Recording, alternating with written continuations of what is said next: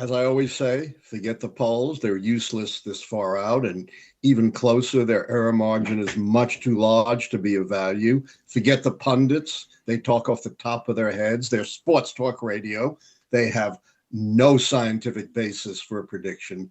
The keys to the White House, the 13 keys, are the only system that tracks how elections really work as votes up or down on the strength and performance of the White House party. And they're the only system that's been right for 40 years since I predicted Ronald Reagan's reelection in April 1982, in the midst of the worst recession to that point in US history since the Great Depression, and when Ronald Reagan's approval ratings were in the gutter.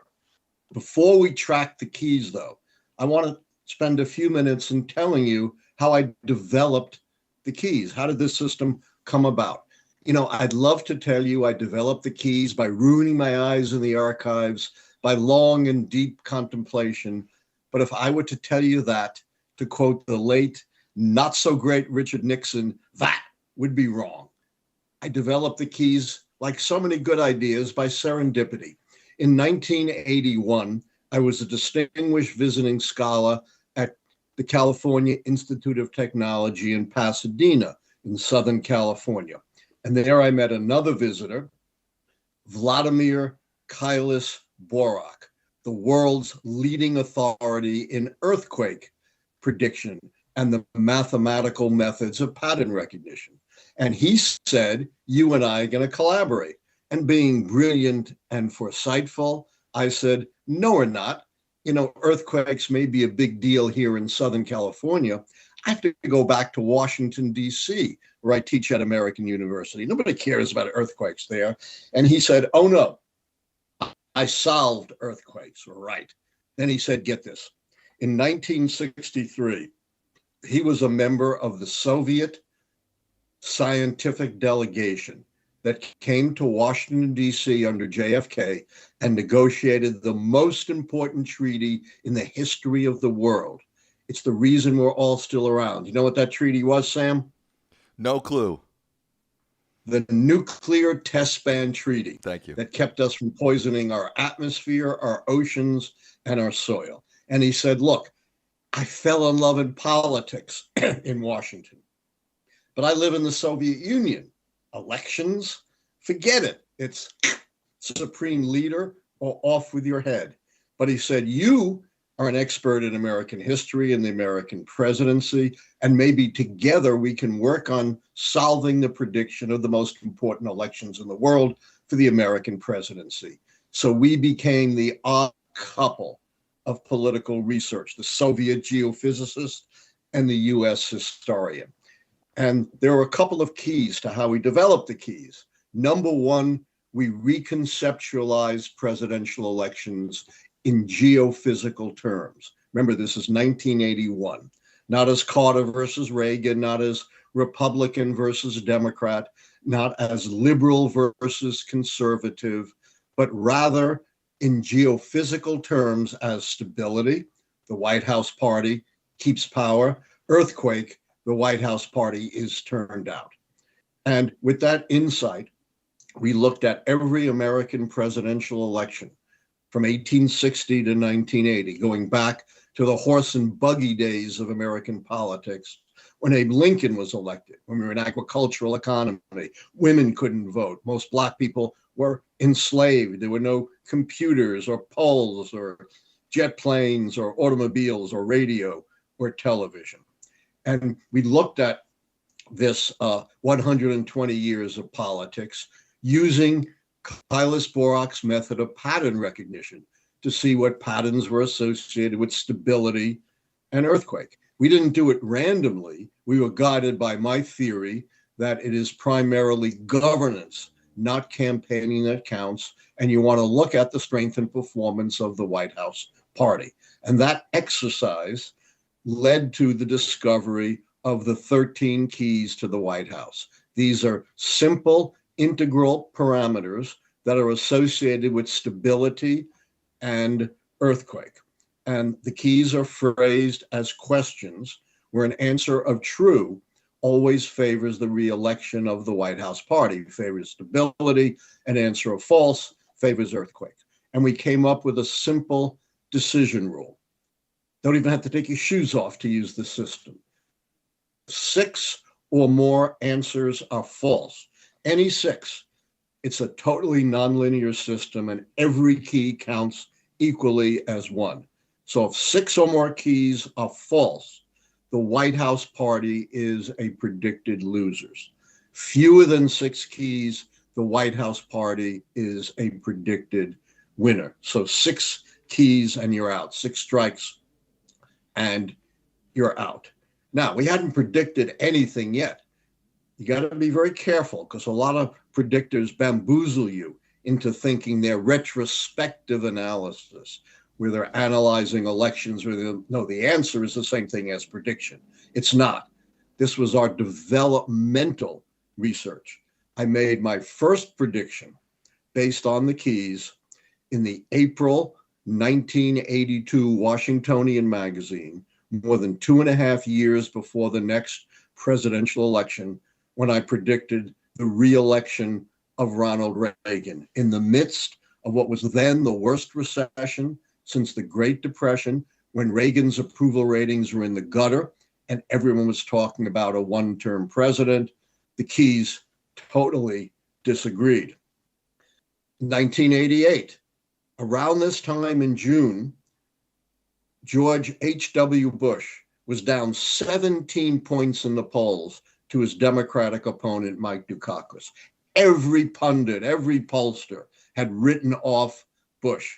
But I wrote, not only is Bush going to win, but he's a shoo-in to win because based on the keys, he's running on the record of the last 4 years: peace, prosperity, domestic tranquility. And sure enough, not only did Bush win, he won going away, almost a 25-point turnaround from the polls. In the very hard to call 2012 election, where even in October, a lot of pundits were calling Romney, I called Barack Obama's win in 2010 because I could see the keys falling in place. Sometimes the keys fall in place early. Sometimes the keys fall in place late. My path-breaking prediction of a Trump win was made in September of the election year. Then my prediction 4 years later of a Biden win was made in August of the election year. So I can predict elections based on the keys, but I can't tell you in advance when the keys are going to fall into place and yield a final prediction. I have not yet made a final prediction. I hope to make it about the same time I made it in 2020, in August of this year. But before we go into the keys, I want to offer you one major insight, which shows the fallacy of polling and punditry. You've heard so many pundits, including liberal ones, saying, oh, Biden has bad polls, he's old, he should step down in favor of a younger candidate.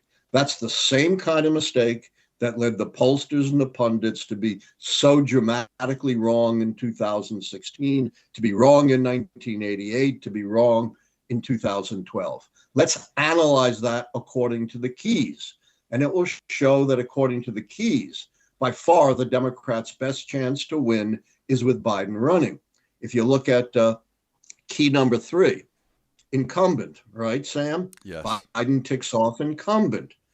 Look at key number 2, primary contest, no contest for Biden's nomination. That's 2 keys won by Biden running this year. That means of the remaining 11 keys, 6 would have to be false to predict the Democrats' defeat. Biden doesn't run. They obviously lose the incumbency key. It'll be an open seat. And open seats are terrible for the White House party. And there'll be a party contest because there's no heir apparent. So that's 2 keys down off the top. That means only 4 more keys would have to fall to predict the Democrats' defeat. So it just shows you, you can't trust the pollsters whose polls mean nothing this early and the pundits who have no scientific basis whatsoever for anything they say on a predictive basis. I'm not saying these people aren't smart. They're just misguided in terms of the fact that they either don't understand how elections really work or just simply don't have any notion about how elections really work, and are assuming falsely that elections are like horse races decided by all the twists and turns of the campaign, with candidates running ahead and falling behind and the pollsters keeping track. All right. Are you ready, Sam, now to see where the keys stand at the moment? I am ready. We will go through the 13 keys tracker one by one. All right. We're going to go key Now, by key, and I'll read right, each keeping key. in mind I've made no final prediction, but I have said Yes. a lot would have to go wrong for Biden to lose, and I'll explain that. Okay. So key number one is called the mandate key. It's based on midterm elections. And for this key to be true, the White House party, we'll call it the Democrats, have to hold more seats after the 2022 midterm than they held after the 2018 midterm. And in fact, after the 2018 midterm, it was a big win for the Ds. They had 235 seats. They're now down to something like 213. So that key is false, and it's locked in. Okay, so that's false. I wanted to give people a quick overview before you went in. So we've got essentially 7 different things: completely undecided, leans true, leans false, likely true, likely false, certainly true, certainly false. And do we have sort of uncertain? Yes, we have undecided. We have undecided. That's what I just said, Dad.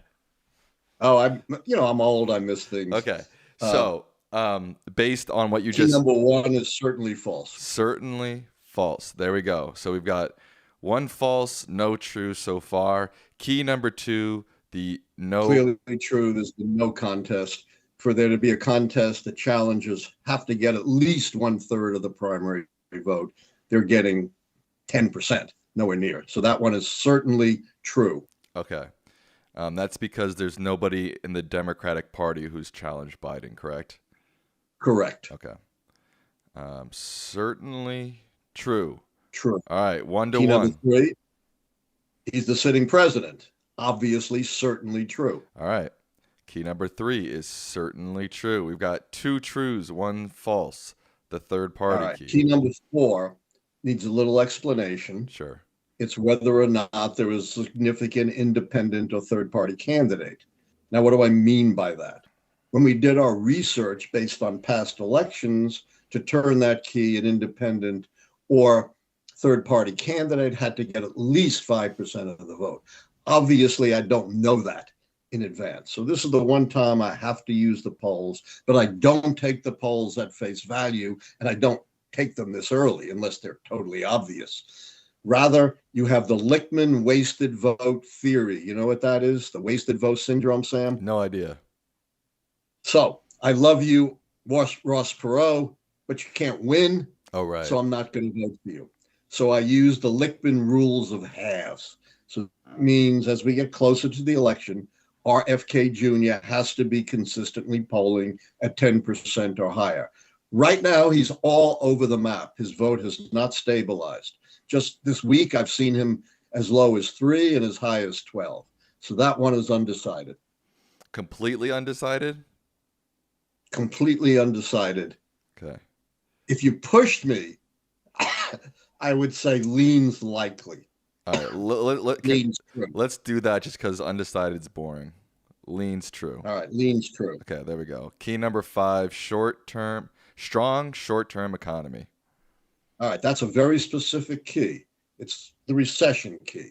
The key is true unless the economy is in recession during the election year. And there are 2 ways to measure recession. The one I rely on is not me. I'm not an economist, but there is this panel of distinguished economists that monitor recessions. It's the National Bureau of Economic Research. And the key is turned if they declare a recession for the election year and don't declare it over. So that one is, at the moment, certainly true. Long-term economy is a lock. That's measured by real per capita GDP. Real means adjusted for inflation. per capita means adjusted for population, which meant a lot when I was looking at the 19th century. It means nothing today because our population is so stable. So you could just look at it, real economic growth, and you compare the current term, the Biden term, to the previous two terms, and Biden is way ahead. It's not even close. So that one is certainly true. Okay. Key 7, major policy change. That key has the current administration made a major change from the policies of the previous administration, and it's night and day. The Trump administration versus the Biden administration. Nothing to do with whether you like the policies or not. For example, when we had the Obamacare in 2010, a huge policy change, people were saying, oh, that can't count for the key because it's not popular. Key doesn't say popular. It says major. And in a host of areas, notably the environment, infrastructure, immigration, major changes. That one is locked in, certainly true. Certainly true. Key number 8, no social unrest. Well, for a while, I thought that key was locked in, but, we've had all of these protests. They seem to have fizzled, but we don't know where they're going to go, in the next few months. So I'd say that one is undecided. Completely undecided? Well, if you pushed me, I would say likely true. Or we can do leans true. That's the lowest one. Leans true. Okay. Not likely. Leans true. Okay, right. We'll go lean. Like third party. Right. Leans true. There we go. Scandal key. It has to turn the scandal key. You have to meet two criteria. Has to hit the president himself. It can't be Hunter Biden. It's got to be Joe Biden.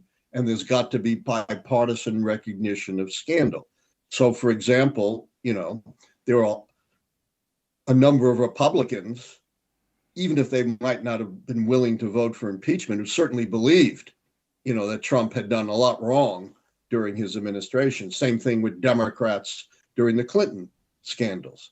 Republicans, something on Joe Biden for 4 years. They've come up completely empty. Their so-called smoking gun witness, Mr. Smirnov, turns out to have been indicted for lying.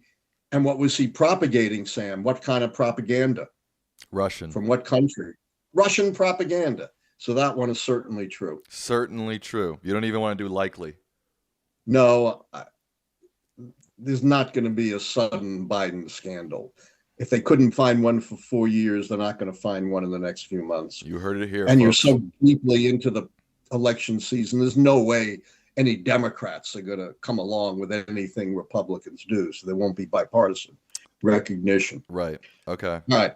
Wait, can I stop you for a second? So if third party and social unrest end up certainly true, even just with this, Biden wins. Correct. Okay, just to point that out to the folks watching. But there's more to come. But there's more to come. Yes. So the next key is foreign policy, military failure. And so far, we've seen a pretty big failure in the Middle East. Biden's policies are supported by neither side. The war in the Middle East is a disaster. The war in Ukraine is going badly. But it's possible that things could turn around. So I would say likely false. Likely false. Got it.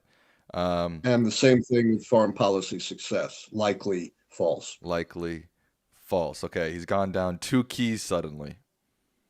Potentially. All right. Potentially. We're now dealing with the only keys that conceivably have anything to do with the candidates.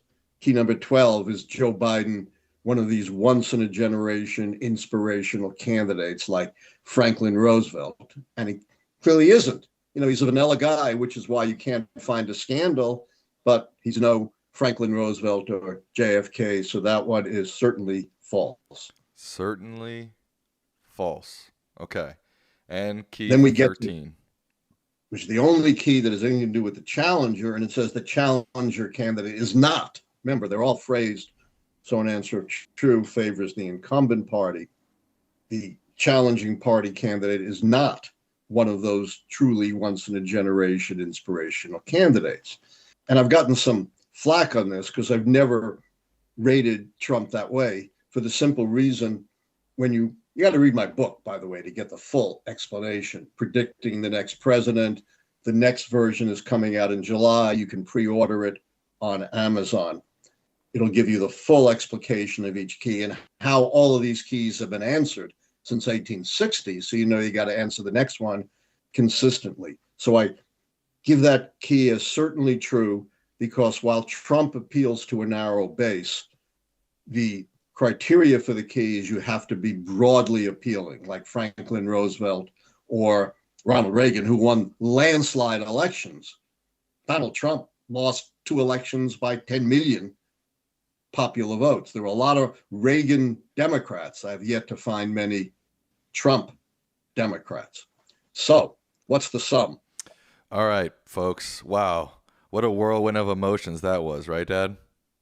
Yes. All right. So I'll go through it real quick. 2 keys down. I'll go through it. Let me just go through it real quick. So obviously we have the Biden wins here, but again, this is not the final decision.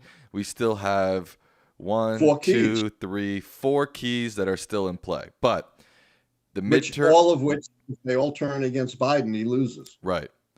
Midterm gains is certainly false. Primary contest is certainly true. Incumbency is certainly true. Third party leans true. Short-term economy, certainly true. Long-term economy, certainly true. Policy change, certainly true. Social unrest, leans true. Scandal key, certainly true. Foreign/military failure, likely false. Foreign/military success, likely false. Incumbent charisma, certainly false. And uncharismatic challenger, certainly true. So that's 9 trues, 4 falses, with 4 keys still in play. No. 2 falses, 4 keys still in play. Right. 2 certain falses, 4 keys still in play. 4 keys still in play. Okay. 2 of which lean one way, 2 of which lean the other way.